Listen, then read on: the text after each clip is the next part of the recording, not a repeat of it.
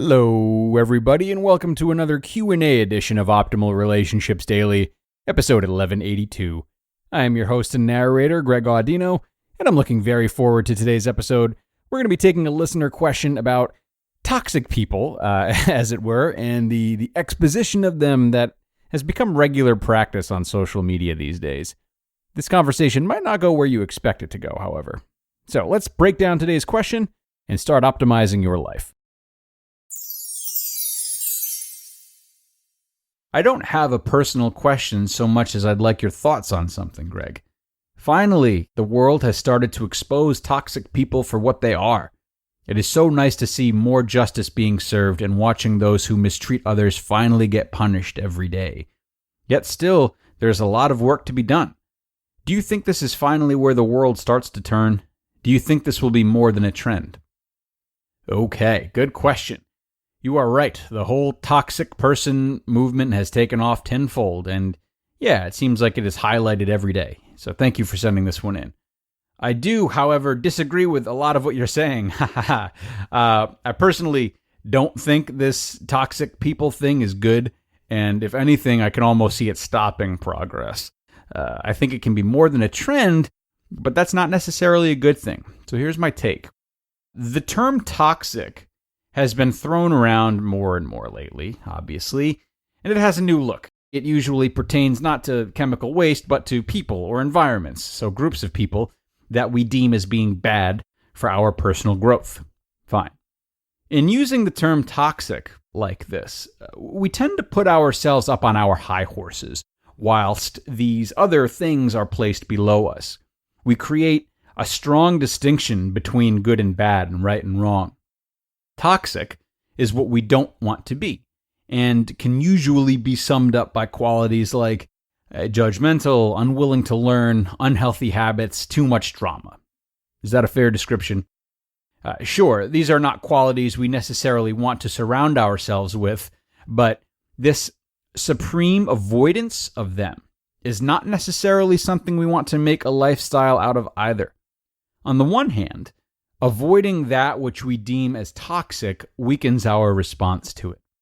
The less we expose ourselves to these types of undesirables, the stronger of a presence they have and the bigger a toll they take on us when they do muscle their way in. We become fearful of that which is toxic because the less time we spend with it, the less we understand it. This is how toxic anything truly overpowers us. In staying away from it, we become weak to it. And when we become weak, we adopt poor defensive responses, sort of like the ones we associate with toxic people. How interesting is that? What were those associations again? Judgmental, unwilling to learn, unhealthy habits, and too much drama as a sample size. Sounds about right. Well, we certainly pass judgment on those who we deem as toxic, as we deem them unfit to be a part of our lives. Their surface behavior is enough to draw us away from them, so we certainly aren't willing to go beneath the surface and learn about them and the generation of that behavior. We avoid them, which certainly seems like an unhealthy habit to me, given what we just discussed about fragility and friction that comes with avoidance. And as for the drama, could this labeling not be any less polarizing than having a protagonist and an antagonist? It's too easy. And where does it all stem from? Well, it stems from threat.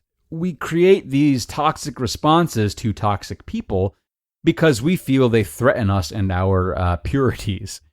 Toxic people are not safe for our development, so we unknowingly treat them the way we see them as treating the rest of the world, a treatment that we can't bother to be around. So it comes full circle.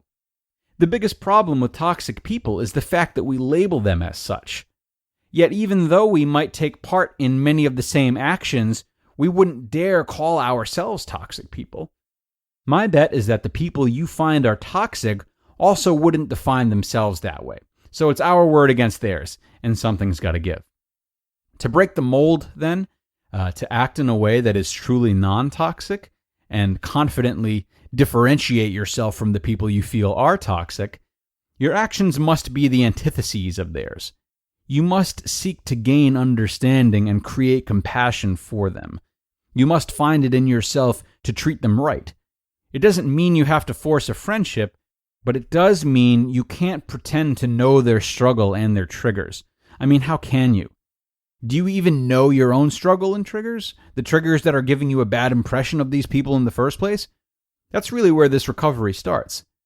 Being mindful of why you treat them the way you do will at least give you a glimmer of why they might treat others the way they do. No, you won't understand their history exactly, though you can always ask. But in getting to the bottom of your own detailed history, you start to understand that everyone has a detailed history, which causes the manifestation of all the things we do, including the toxic behavior in question. In being fair with yourself and gaining patience with why you are the way that you are, you're better equipped to apply that same fairness and patience when considering why others are the way that they are. And that's massively important, because the main thing here is that people stick to their guns that much more when they're being vilified. This illusion a lot of us have about how we can change people by striking morality down upon them is so far from how things actually work 99% of the time. Very few people are willing enough to change their thinking patterns. It is not worth betting on, and it keeps you on Facebook for way longer than you need to be. I'll tell you that. So put yourself in this scenario. I would bet that the vast majority of experiences that have moved you were experiences that made you feel listened to and supported rather than screamed at and belittled, especially as an adult. Our egos want to win, so the more our egos flare up like they do in arguments, the less of a chance there is that we'll budge. Same goes for everyone, even the quote-unquote toxic. This process does require work, of course, but it will grant you a better ability to see things anew for what they are. And the chances are they barely have anything in common with the past experiences you're associating them with, whether it's a place, or a time of year, a toxic person, or anything in between. It'll also help you stay accountable to your own actions, because, let's face it, a lot of the people who love telling others that they are toxic are taking no responsibility for behavior they might be engaging in that's actually the culprit for making the relationship go south. And now a word from our sponsor, BeachBound. BeachBound is an online travel agency with expertise in worldwide beach vacations and experiences. They're a one-stop travel shop that is redefining travel, as customers can book worldwide beach vacations, including flights, hotels, transfers, and excursions, all in one place. And they're committed to creating unique getaways for their customers' desires. Because in life, we're all bound for different things.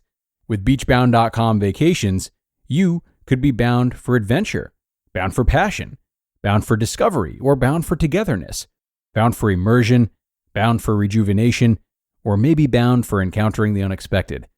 Personally, when I'm at a beach resort, I'm bound to end up at the poolside bar or maybe creating my own taco flight, only once I've hit my daily quota for cannonballs, of course. That's just me, but with BeachBound.com, you can find the perfect beach vacation for you, no matter what you're looking for. So visit BeachBound.com to book your next beach vacation. What are you bound for? And this felt like an important episode, right, everybody? It's just so crucial to remember that nothing we come in contact with has any value besides the value we choose to put on it. And sometimes it doesn't feel like a choice, but basically our interpretations of things being problematic are the biggest problems indeed. So to the woman who sent this question in, I respectfully agree to disagree with you. I'm so glad you brought this to the table, though. It was amazing subject matter. And whether or not you agree with what I've said here, I hope you enjoyed the episode and at least took something from it. You know the drill, everyone. You can email us your questions at advice@oldpodcast.com. Email them to advice@oldpodcast.com. Yes, we usually do personal questions, but discussions like this one are definitely not off the table. So whatever is on your mind is fine by me. I'm happy to hear from all of you, so don't hesitate. That does it for this one, though, everyone. Have a great rest of your day, and I look forward to reading to you in tomorrow's Sunday show, where your optimal life awaits.